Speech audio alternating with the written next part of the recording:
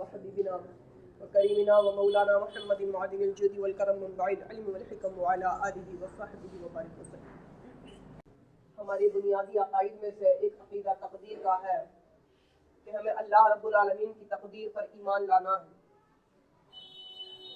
اسی کے بارے میں پیارے آقا صلی اللہ علیہ وسلم نے ارشاد فرمایا، بندہ اس وقت تک مومن نہیں ہو سکتا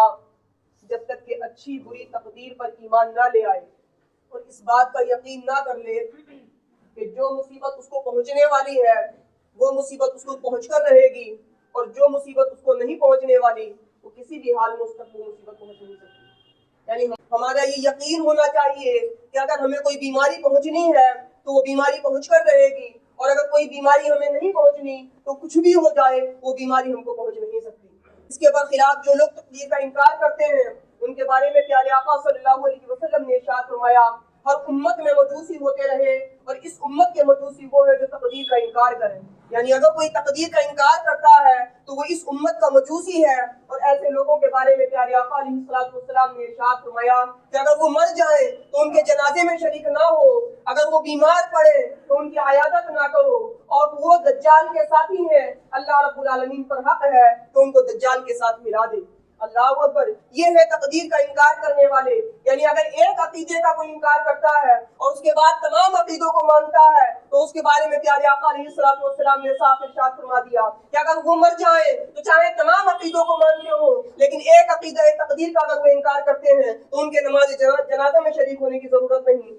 اگر وہ بیمار ہو جائے تو ان کی عیادت کرنے کی ضرورت نہیں، اور ایک حدیث میں یہاں تک فرمایا کہ اگر وہ آ کر ملاقات کرے تب بھی ان کو سلام کرنے کی اجازت نہیں۔ اور عزیزان گرامی، ہم کو اس تقدیر پر ایمان لانا ہے، اس کو اپنا عقیدہ بنا کر رکھنا ہے کہ جو بھی کچھ ہوتا ہے یہ اللہ رب العالمین کے مقدر فرمانے سے ہے، جو اللہ نے مقدر فرما دیا ہے وہ ہو کر رہے گا، اور جس چیز کے بارے میں اللہ نے یہ مقدر فرما دیا کہ ایسا نہیں ہونا تو وہ کبھی بھی ہو نہیں سکتا۔ اس تقدیر کے بارے میں یہ بھی سمجھنا ضروری ہے کہ تقدیر ہے کس چیز کا نام۔ تقدیر یہ ہے کہ اللہ رب العالمین کا علم ازلی علم ہے۔ اللہ رب العالمین جو ہو چکا ان تمام چیزوں کو بھی جانتا ہے، اور جو قیامت تک یا قیامت کے بعد جو کچھ ہونے والا ہے ان تمام چیزوں کو جانتا ہے، اور تمام چیزوں کی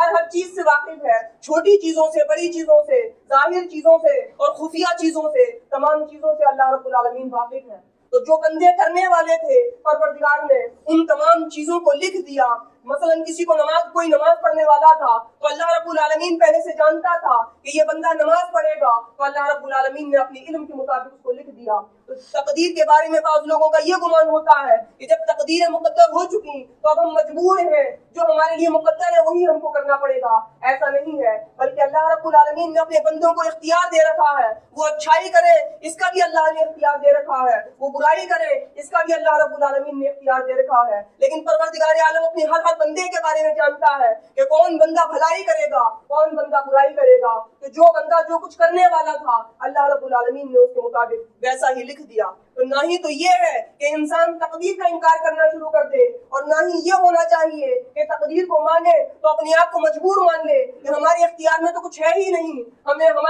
ہماری تقدیر میں تو جو کچھ لکھ دیا گیا وہی ہم کو کرنا پڑے گا۔ ایسا نہیں ہے، یہاں دونوں چیزوں کا خیال رکھنا ضروری ہے کہ نہ ہی تو اللہ رب العالمین نے بندے کو مختار کل بنا دیا ہے کہ جو چاہے کرے، اللہ رب العالمین نے ہر بندے کو ایک حد تک اختیار دیا ہے، اس اختیار کے اندر بندے کو اختیار ہے کہ تمام کاموں کو کر سکتا ہے جتنا اللہ رب العالمین نے اختیار دے دیا ہے، اور اس کے بعد پھر بندہ جو کچھ کرنے والا تھا ان تمام چیزوں کو اللہ رب العالمین نے لکھ رکھا ہے کہ یہ بندہ ایسا کرے گا۔ تو جو کچھ لکھ دیا گیا وہ تمام چیزیں لکھی گئی ہیں جو ہم کرنے والے ہیں، تو لکھ دینے کی وجہ سے اپنے آپ کو مجبور سمجھنا یہ بھی غلط ہے، اور تقدیر کا ایک دم انکار کر دینا یہ بھی غلط ہے۔ تقدیر کو بھی ماننا ہے اور اللہ رب العالمین کی عطا کردہ اختیار کو بھی ماننا ہے، ان دونوں چیزوں کو ماننا ضروری ہے۔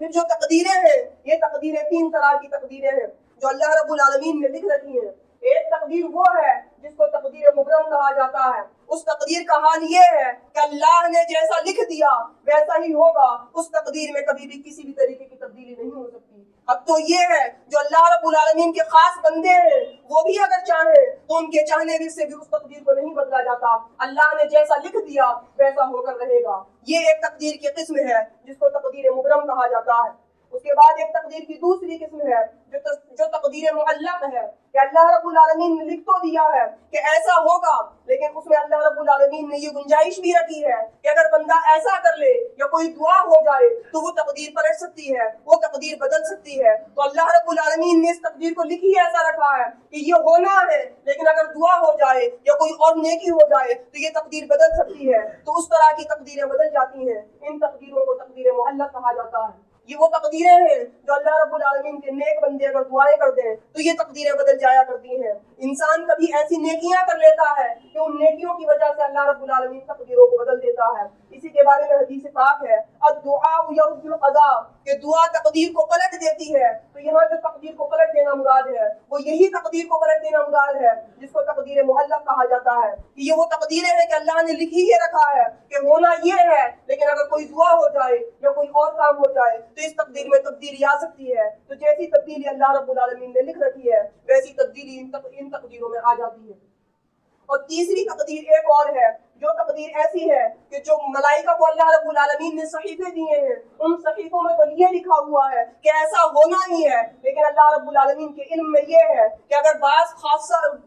مخصوص بندے اگر دعا کر دیں تو اللہ رب العالمین ایسی تقدیروں کو بدل دیا کرتا ہے۔ تو یہ تقدیر شبیہ و مبرم جو ہوا کرتی ہے یہ وہ تقدیریں ہیں جو عام لوگوں کی دعاؤں سے تو نہیں بدلتی، عام اولیاء کرام سے تو نہیں بدلتی، لیکن جو اللہ رب العالمین کے خاص بندے ہیں، جو رسولان اعظام ہیں، جو بڑے مرتبے کے اولیاء کرام ہیں، وہ ان تقدیروں کو بھی بدل دیا کرتے ہیں۔ جو یہ خاص تقدیریں ہیں جو اللہ رب العالمین کے علم میں ہوا کرتی ہیں۔ تو اس طریقے سے یہ تین طریقے کی تقدیریں ہیں۔ ایک تقدیر تو وہ ہے جو کبھی نہیں بدل سکتی، جس کو کوئی نہیں بدل سکتا، اللہ رب العالمین نے جیسا لکھ دیا ویسا ہو کر رہے گا۔ ایک تقدیر وہ ہے جو عام لوگوں کی دعاؤں سے بھی بدل جایا کرتی ہیں، اور ایک تقدیر وہ ہے جو خاص لوگوں سے بدلا کرتی ہیں، اس کے علاوہ نہیں بدلتی۔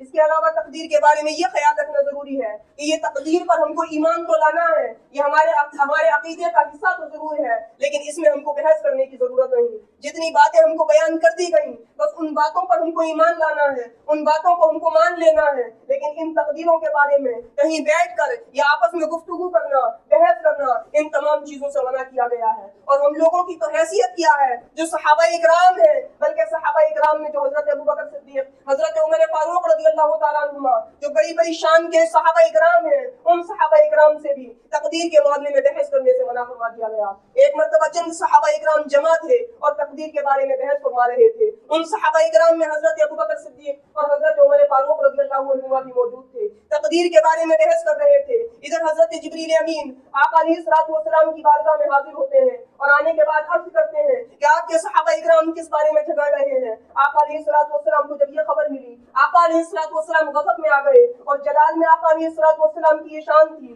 کہ آپ کے جلال کی وجہ سے چہرہ بالکل سرخ پڑا ہوا تھا، جو آپ کی رگیں تھیں وہ ابھری ہوئی تھی۔ آقا علیہ الصلوۃ والسلام جب صحابہ اکرام کے درمیان تشریف لائے، صحابہ اکرام دیکھ کر ہی سمجھ گئے کہ آقا علیہ الصلوۃ والسلام جلال میں ہیں، فوراً آقا علیہ الصلوۃ والسلام کی بارگاہ میں حاضر ہوتے ہیں اور آنے کے بعد توبہ کرنے لگتے ہیں۔ اس وقت آقا علیہ الصلوۃ والسلام نے ارشاد فرمایا، کیا مجھ کو اسی لیے مبعوث کیا گیا ہے؟ کیا تم کو اسی بات کا حکم دیا گیا ہے؟ یعنی کیا تم کو اس بات کا حکم دیا گیا ہے کہ تم اللہ کی تقدیروں کے بارے میں بحث کرنے لگو؟ کیا مجھ کو اس بات کے لیے مبعوث کیا گیا ہے کہ تم اللہ کی تقدیروں کے بارے میں بحث کرنے لگو؟ یہ وہ معاملات ہیں، یعنی یہ تقدیریں وہ چیزیں ہیں جن میں بحث کرنے کی وجہ سے پہلی قومیں ہلاک ہو چکی ہیں۔ اگر تم بھی ان تمام چیزوں میں بحث کرو گے تو تم بھی ہلاک ہو سکتے ہو۔ تو عزیزان گرامی، یہ وہ تقدیریں ہیں کہ جن پر ہم کو ایمان تو لانا ہے، جن کے بارے میں ہم کو عقیدہ تو رکھنا ہے، جن کو ہم کو ماننا تو ہے کہ اللہ رب العالمین نے جیسا چاہا ویسا لکھ دیا، اللہ رب العالمین نے اپنے علم کے مطابق لکھ دیا، لیکن ان تمام چیزوں میں ہم کو بحث کرنے کی ضرورت نہیں ہے۔